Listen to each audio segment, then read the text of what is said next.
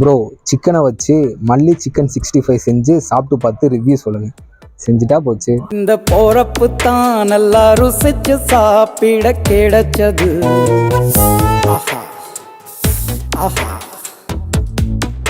அத நினைச்சுத்தான் மனோ உலகம் முழுவதும் பருக்குது. அட சுட சுட அட சுட சுட அந்த மதுரை மல்லிப்பூ இட்லியே மீன் குழம்புல கொஞ்சம் புரட்டி சாப்பிட எச்சிலு ஊறுது உள்ளுக்குள்ள.